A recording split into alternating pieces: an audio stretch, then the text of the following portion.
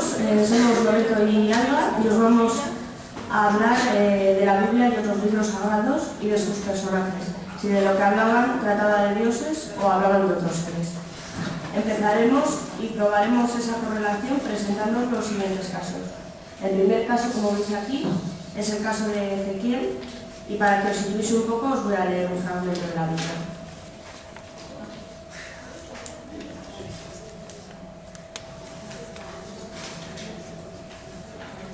Yo miré y vi un viento huracanado que venía del norte, y una gran nube con un fuego fulgurante y un resplendor en torno de ella. Y de adentro, de en medio del fuego, salía una claridad como de electro. En medio del fuego vi la figura de 4 seres vivientes que por su aspecto parecían hombres. Sus piernas eran rectas, sus pies como pezuñas de ternero, y resplandecía con el fulgor de bronce bruñido. Entre los seres vivientes había un fuego como las brasas incandescentes, como de antorchas, que se agitaba en medio de ellos. El fuego resplandecía y de él salían rayos. Yo miré a los seres vivientes y vi que en el suelo, al lado de cada uno de ellos, había una rueda. El aspecto de las ruedas era brillante como el topacio, y las 4 tenían las mismas formas. En cuanto a su estructura, era como si una rueda estuviera metida dentro de otra. Cuando avanzaban, podían ir en las 4 direcciones y no se volvían al avanzar. Las 4 ruedas tenían llantas y yo vi que las llantas estaban llenas de ojos en todo su alrededor. Cuando los seres vivientes avanzaban, también avanzaban las ruedas al lado de ellos. Y cuando los seres vivientes se elevaban por encima del suelo, también se elevaban las ruedas. Y se produjo un estruendo sobre la plataforma que estaba sobre sus cabezas. Encima de la plataforma que estaba sobre sus cabezas había algo así como una piedra de zafiro, como una figura de trono, y encima de esa especie de trono, en lo más alto, una figura con aspecto de hombre. Después de leer este fragmento, un loco científico decidió comprobar si de lo que se hablaba era una nave espacial. Después del experimento, vio como resultado una nave no propia de su época y con una gran tecnología avanzada. Y lo más sorprendente no era eso, lo más interesante fue que funcionaba con total normalidad. El segundo caso de que voy a hablar es los Nefilim, la relación entre dioses y se supone que humanos. Os leeré el siguiente fragmento. Cuando los hombres comenzaron a multiplicarse sobre la tierra y les nacieron hijas y vieron los hijos de dioses que las hijas de los hombres eran hermosas, tomaron de entre todas ellas, por mujeres las que les agradaron. En aquellos días había gigantes en la tierra y también después. Cuando los hijos de los dioses se llegaron a las hijas de los hombres, y ellas les dieron hijos. Estos son los seres, los varones famosos de la antigüedad. Vemos como en el pasado algunas famosas fueron captadas íntimas. De estas uniones surgieron los grandes gigantes, llamados Nefilim. Cabe notar que se han descubierto esqueletos humanos de 2,5 metros hasta de 4 metros de altura, cuya madre era terrestre y padre extraterrestre. Los seres del espacio, tal como vemos, también en la Biblia nos lo demuestra. Siguieron fusionándose genes extraterrestres con genes terrestres, aunque después de nuestra creación. Se ve cómo se han encontrado restos de esqueletos que no son nada normales porque tienen como 4 metros o 5 de altura, y también herramientas que se supone que portaban que solo podían ser portadas por seres de esa magnitud y de esa altura. Ahora, para proseguir con la charla, pues mi compañera Loreto. Hola, buenos días. Bueno, como ya os ha dicho mi compañera Alba, me llamo Loreto.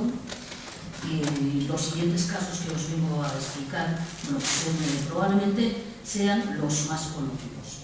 Cómo es la destrucción por parte, se supone, o por lo menos, eso nos han enseñado durante toda la vida por parte de Yahvé, de las ciudades de Sodoma y Gomorra, que por cierto no fueron las únicas que cayeron.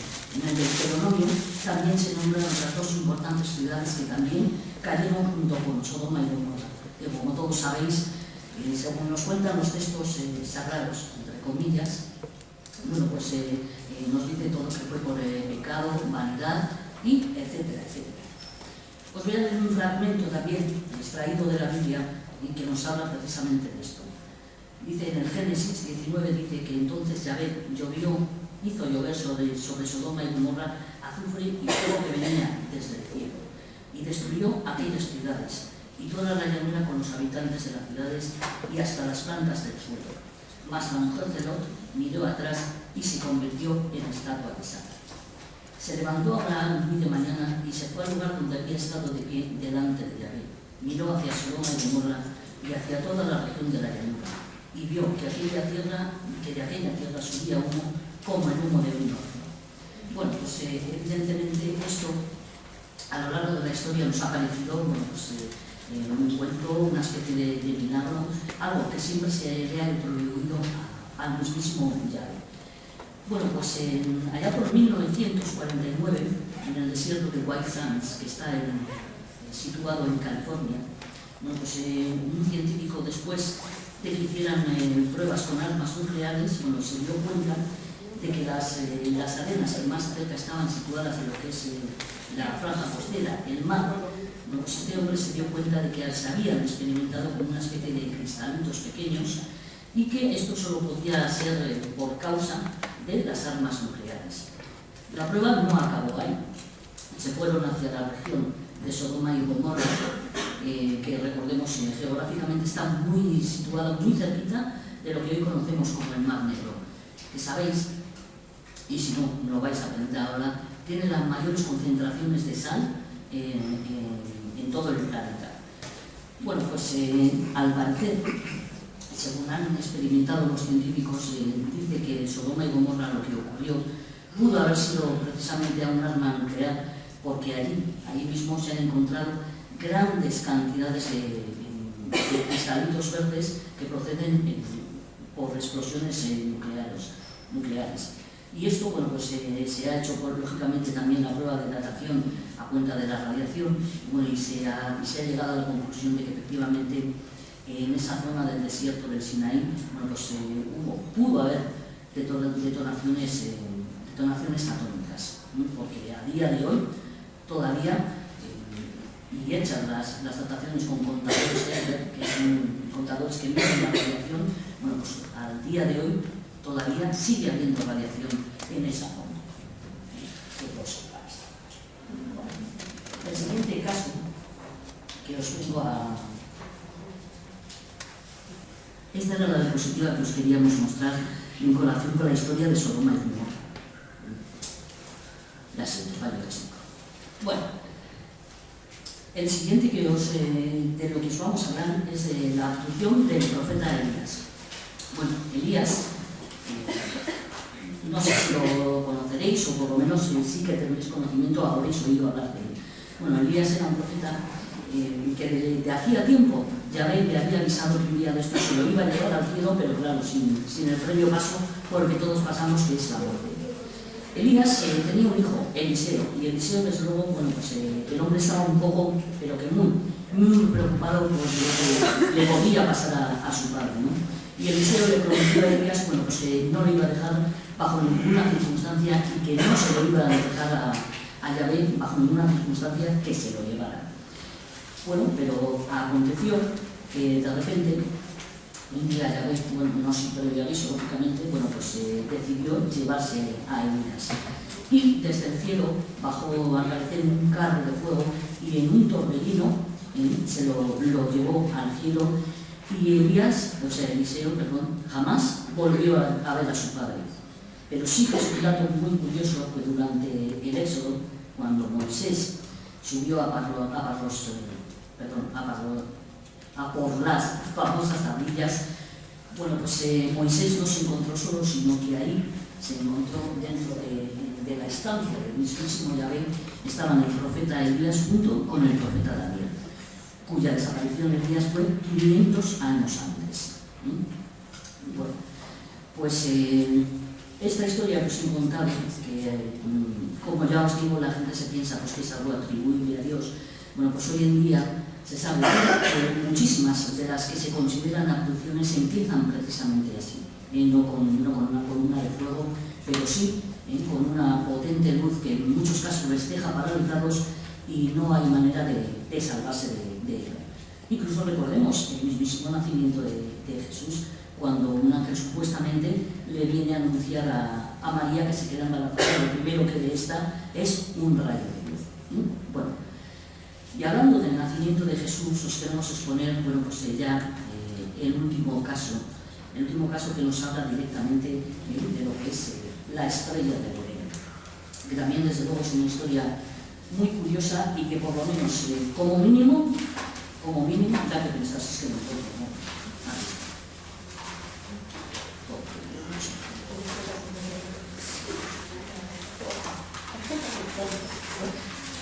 Bueno, os voy a leer un texto sobre la visita de los Reyes Magos. Dice lo siguiente: cuando hubo nacido Jesús en Belén de Judea, en tiempo de alrededores, unos magos de Oriente llegaron a Jerusalén y preguntaron: ¿dónde está el rey de los judíos que ha nacido? Porque hemos visto su estrella en el Oriente y venimos a adorarlo. Más adelante, con estas palabras del rey, se pusieron en marcha, y he aquí que la estrella que habían visto en el Oriente iba delante de ellos, hasta que llegando se detuvo encima del lugar donde estaba el niño. A ver de nuevo la estrella, experimentaron un gozo muy grande. Bueno, todos sabemos, muy desconocido para nosotros, que el firmamento no se está quieto, no es estático, sino que se mueve. Sin embargo, nosotros desde aquí, desde la Tierra, no podemos en ningún momento percibir el movimiento de las estrellas.